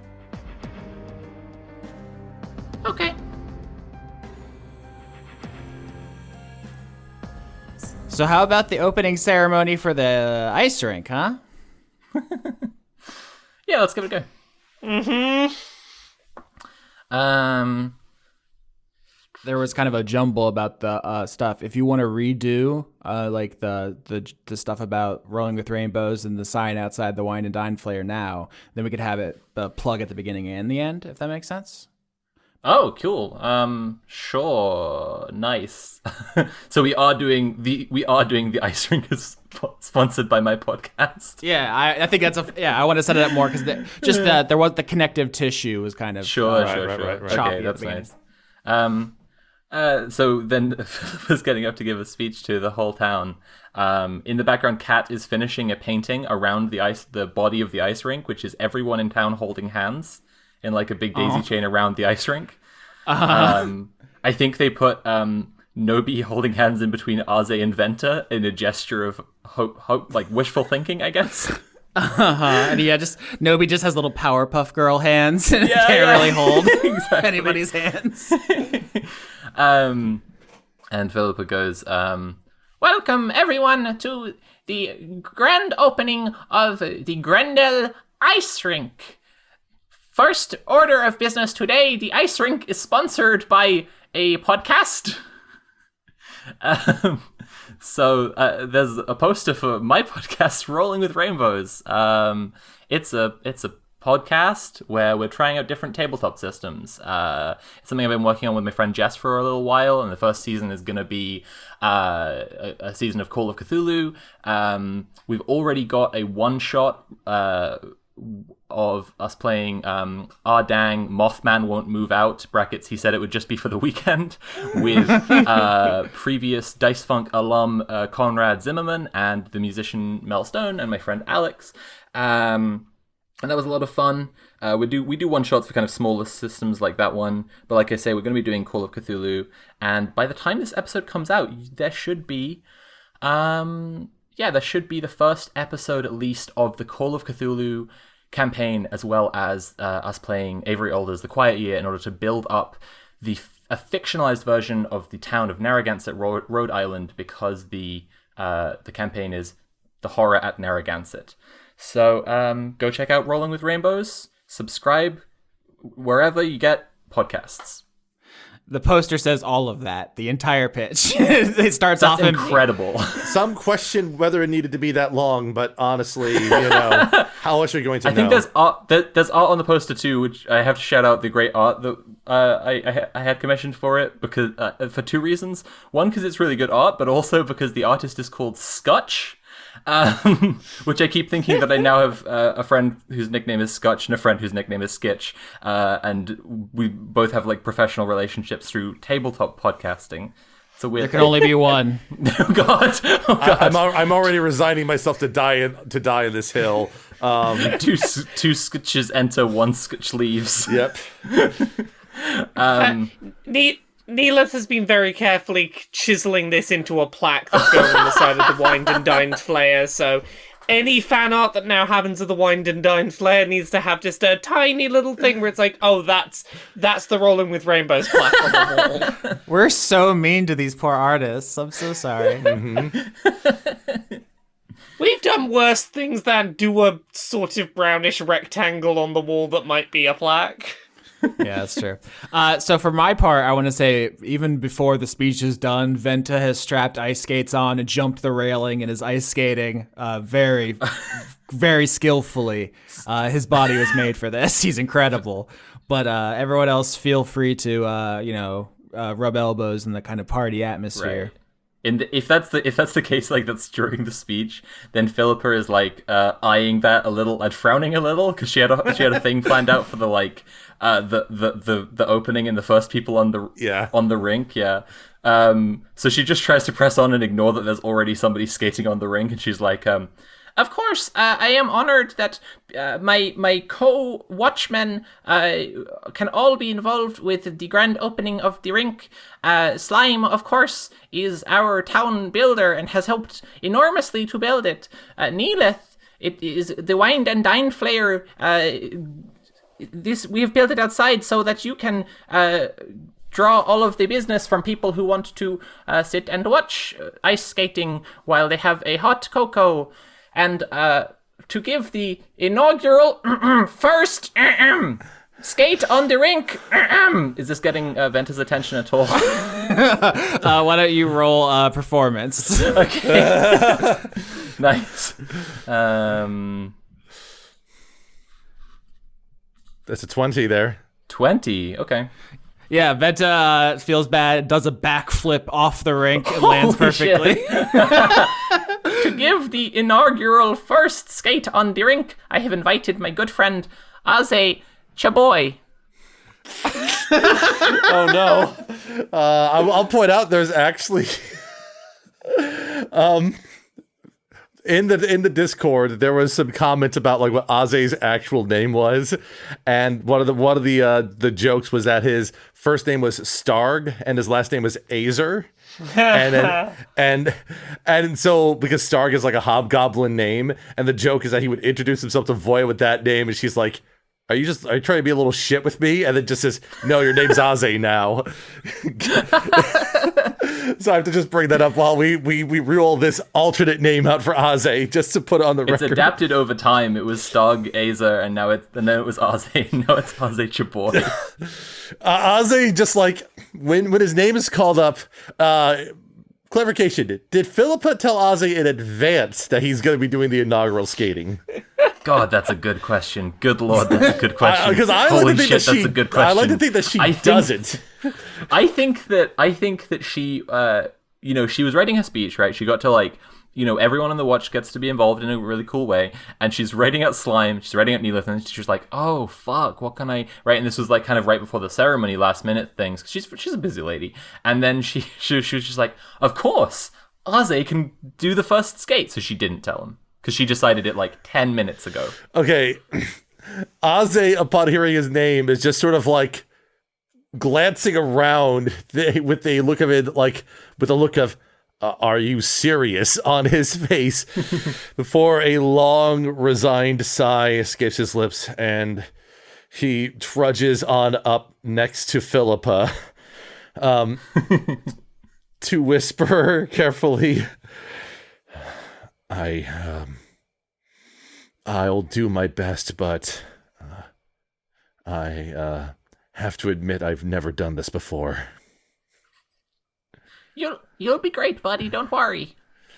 Right. Athletics check.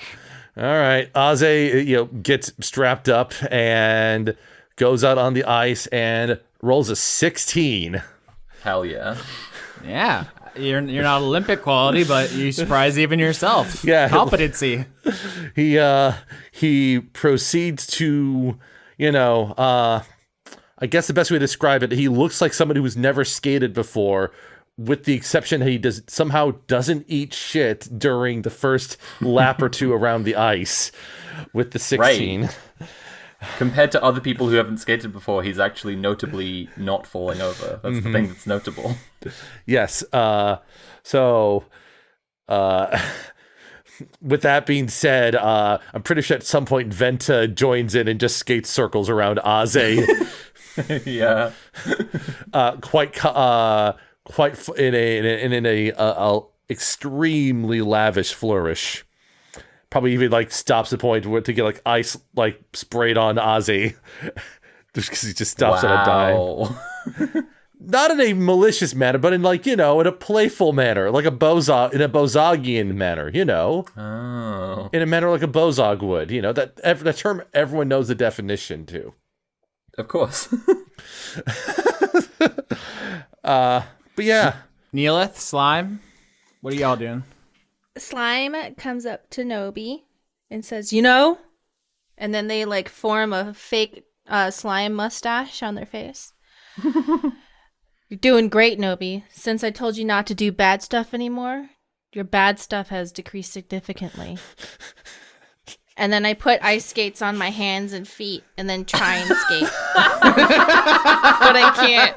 Because I don't know how to do it. So I'm a 11-foot tall demon lady zombie slime. And I'm on all fours trying to skate through the skate. But then Sun Moon Stars comes and puts her scarf in my mouth and pulls me around the rink. Yeah, that got interesting at the end there. Neelith is in the background and has been making food for the opening of the ice rink, and I think she's tried to make little cakes that look like ice rinks that have got clear sugar candy rings on the top to be it's like the ice rink, and you pretend you put your fingers on the top and pretend you're skating around your little ice rink cake. What's the pun? No, there's no pun. It's just a cute ice rink cake. No, we have to think of something now.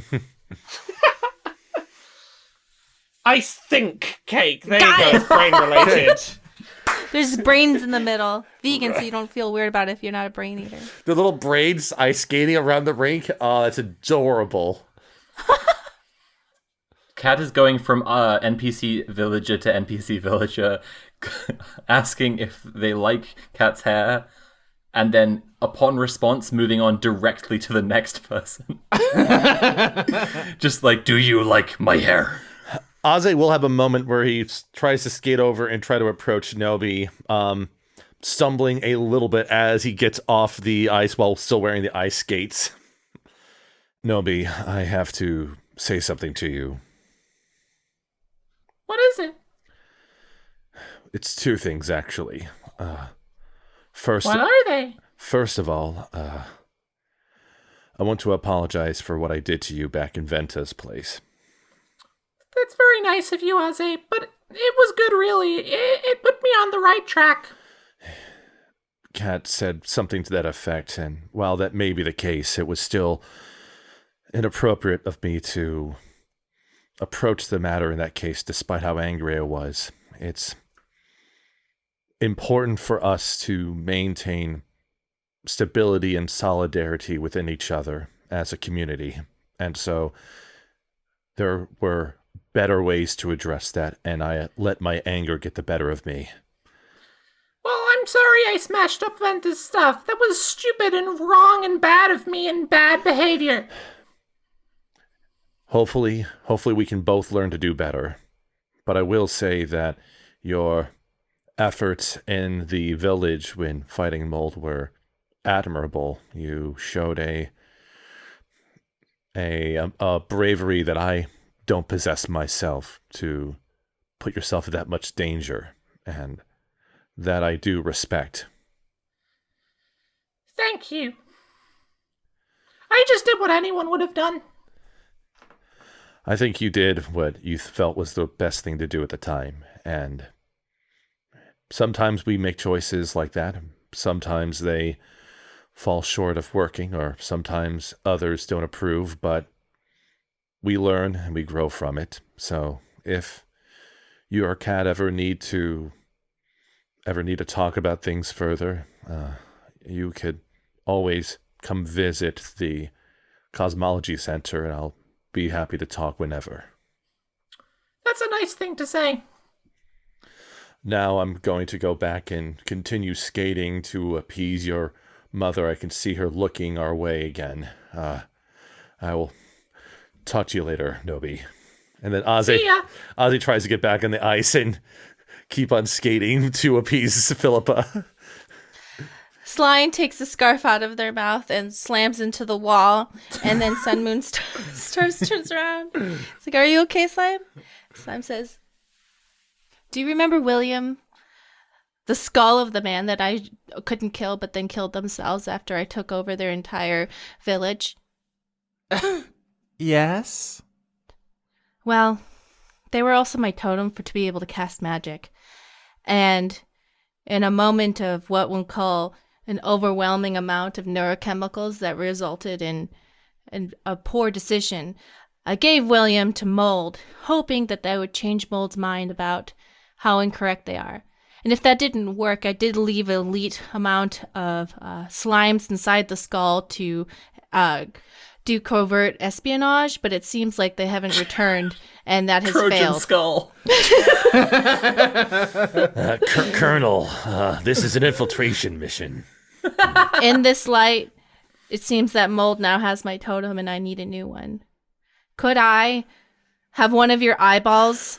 Oh my god. Oh, man. I'll keep it fresh, and I'll keep it completely nice, and then I'll give it back once I find a better totem. But I can't cast magic without a magic totem, and your eyeballs are magic. It won't hurt. Oh my god. I know this is a lot to ask, considering that you don't even want to be my brood mother, but... Wait, in the middle of this moment, Kat runs up and goes, Sun, moon, stars, do you like my hair? Oh yes, you're very pretty, like a princess. Mother, do you like my hair? I love your hair. It is the most Kat's beautiful hair already I've gone, ever run seen. away, run away to another person. I was no joke thinking you were going to ask for Sun Moon Star's shovel to ask as a casting implement, but... Oh my god, that's a way better idea. Too late now. Oh no, I can't think of any magic totems that have meaning. now. Oh, her eyes Too are... late now. Too late now. That's so funny. I also assumed you were going to ask about the shovel during the downtime, then just went by, and I was like, okay. I mean, Summer Stars can offer the shovel, but the eyeball does work. Just one. She has two. Oh, no.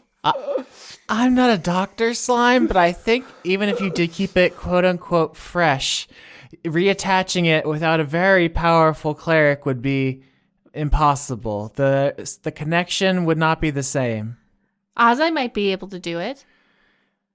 Are you under the impression Ozzy is a doctor? Yes. Dr. Ozzy, your boy. Dr. Ozzy Chaboy, PhD. I don't think I can give you my eye, but here's counter offer. What if you inhabit my whole body like you do with the corpses, and then you use me and my love as your spellcasting focus? Holy shit. But then you wouldn't have autonomy over your body. Yes, I would. We share. We become one? We become one. Oh, right now? In front of everyone? In front of everyone. They're doing it on the ice. They're doing it on the ice in front of the children. I can't help that my first thought is, hell yeah, one fewer NPC we have to micromanage doing regular meetings with. My thought is like, oh shit, you're giving me keys to the apartment? Oh fuck yes. I'm moving in today. I got the stuff already boxed up. I hate my landlord. In the background of this ice rink opening ceremony, Slime and Sun Moon Stars start doing something gross on the ice. I take Sun Moon Stars' face into my hands and I stare into her eyes. And then out of my eyes and mouth and nose and ears comes me out of the demon into her eyes, nose, mouth, and ears. Everyone tries not to look. They're just like, oh gosh, public displays of affection. Ugh. Public displays of infection. Mm. Oh, God And damn then, it. as the last of slime leaves my demon body, it collapses to the ground. 4 ice skates in a demon body. Oh, Jesus Christ. Just laying there on the ice. And then Sun Moon Stars are one again. Oh, fuck. To avoid the NC-17, this is going on blurry in the background for part of it. All the while, Cat is not aware that suddenly he's going to have 2 moms, you know? In the foreground, Neelith, you're working the grill, I think, making, some canapes or something for people. And your face tentacles are like holding a spatula, holding a whisk. And you're looking down, just, do, cooking stuff. And suddenly you see your hands holding the spatula and the whisk as 2 green humanoid hands.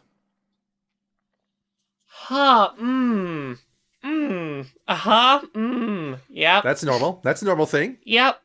That's fine. Yep, definitely. And then the camera snaps back to Sun, Moon, Stars, and Slime as the last slurping noise subsides. Basically, Careless Whisper on dulcimer plays in the background. Is that what you're going to say, Austin? Is that what you're going to suggest? You're going to suggest that A Wonderwall. Dun, dun, dun, dun, dun, dun, dun, dun, dun, dun, dun, I think Cat would be like, Mother, what is happening? We are mothers now. You are mothers now. I Yes. have a new mother, No, same mother, new form. but also your girlfriend is the form, and she is now my mother. Yes. It tickles. She You agreed to are- be the living host of me, your mother. And she also agreed to adopt you, so she's your mother. So we're both your mother, but we're in the same body. cool. Yes. Congratulations, mothers. Yes. I've always wanted to brood mother. She said no earlier, but love has prevailed. No, not a brood mother. The sound of that is bad. Let's just be together. It just means living host. Oh boy. It's a partnership, Slime. It's a partnership. It's a living symbiosis. It's an experience. it's a corporeal takeover. That's all it is. And inside us is growing blank slimes. They won't go in a dead baby. You are making me siblings. Yes, you'll be a big sister. Oh my god. Hale walks by just drinking an oversized cup of coffee, just like a huge novelty mug, and just says, "Y'all, did you hear somebody say dead babies?" No, I won't be doing any dead baby. I won't be putting any slime in any dead babies. Apparently, that's bad. Hale, do you like my hair? Us as your new mother formation, love your hair. Hale, do you like my hair? Yeah, partner. You looking mighty snazzy. Rad. Do I attain the abilities of Sun, Moon, Stars? Sort of. You have access to her shovel, which has the spell shape earth. And Does Sun, Moon, Stars know how to make flower crowns? I think Sun, Moon, Stars would have to roll to make flower crowns. Okay, I would like to roll to make a flower crown. Obviously, Sun Moon Stars also has the spell Light, which is just her eyes, but Neelith already has that through Bloops, her familiar. So the party has light to spare. I just wanted Sun Moon Stars to make Cat a princess crown. That's all. All right, I'm going to roll. I mean, Sun Moon Stars is on the craft committee for Young Day, so proficiency, definitely. 10. It's average. It's okay. It is a crown. It is perfect. Aww. I bestowed upon you, Princess Cat, this crown. Hail, do you like my crown? I'm going to be honest, partner. I've seen better crowns. Not to piss in your well. Doesn't matter, Cat is gone. Okay. I think Ozzy at some point is gonna tripping over Slime's old corpse because they're just like staring at things, not paying attention to where they're going, and just trips over the corpse in the background. It's one of those like background pratfalls while the credits music's roll, you know? It's a great long con payoff there. Yeah. He was fine until, the antics, but Neelith, nothing's happened to Neelith for her to respond to. So No, Neelith's continuing to cook food and maybe only using 2 tentacles at the moment, just for a moment. Slime Moon Stars walks over to Neelith. what the fuck? It's their ship name and just their name. This is just the gold that you just throw out there, Murray. It's just too natural in it. Slime Moon Stars walks up to Neelith and politely takes one of the brain cakes and eats it and says, "Guess who got brood mothered?" Congrats. Thank you. Yes, it's exciting. Don't worry, I won't be putting any slime into a dead baby. I thought it was a great idea. Now, looking back, it does seem like a lot. I'm very happy for you both, and I'm very happy that we won't have to worry about any situations of someone who looks like you showing up and pretending to be you, because you're there already, so it's fine. Yeah, I was worried that brood mother meant that I would be chained down and forced to breed forever, but really it just meant living host that I could produce slimes if I wanted to. The pizza rats come by and steal a big steak off the grill. Hey, look, 2 ladies in one body. Oh, whoa. We gotta get these back to the family. There's a whole feast. Scissor is Hey, more like... Donnie, don't point and laugh at that. You never seen 2 ladies in one body before. Come Oh on. my god, I've been on the internet. Hey, let's gawk and more snatching. Okay, come on, let's get out of here. Yo, where's your princess daughter? I know she wants this. Neelith has an entire a tray of pizza ready just in case the pizza rats ever show up, and she puts the pizza rat box on the floor ready. Oh my god, there's pizza. Everybody get pizza. Let's go. What, no gabagool? Come on. Where's the gabagoo? Yeah, where's that sexy princess? Pizza rats, do you like my hair? We love your hair. Oh my god, we never seen anything so beautiful. Come here. Come here, bring it in. Cat brings it and all in. the rats swarm a cat and just hug her. Perfect.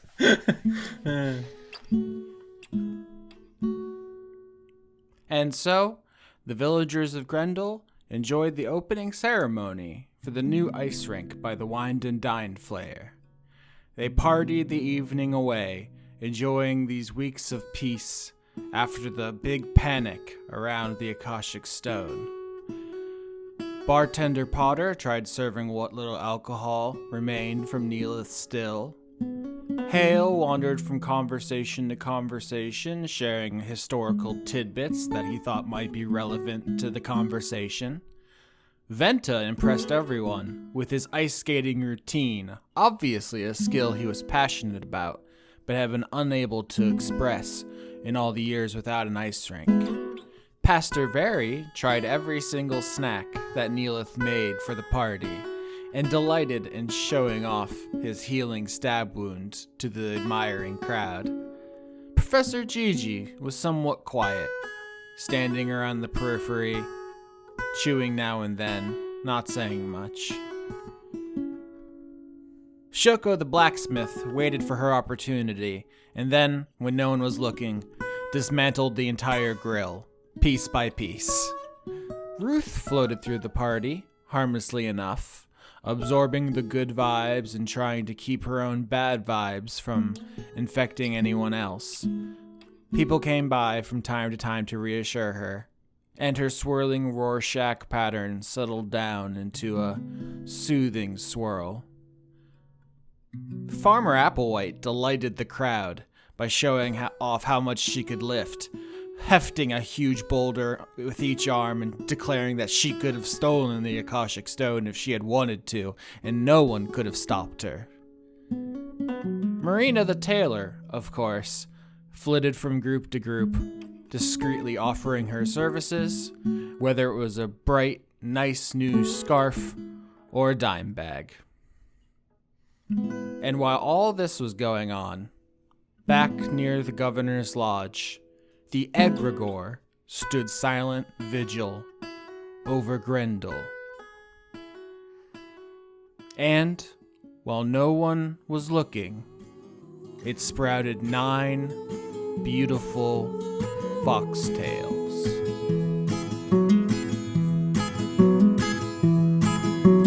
I was following the pack, all swallowed in their coats, with scarves of red tied round their throats to keep their little heads from falling in the snow. And I turned round and there you go, and Michael, you would fall and turn the white snow red as strawberries in the summertime.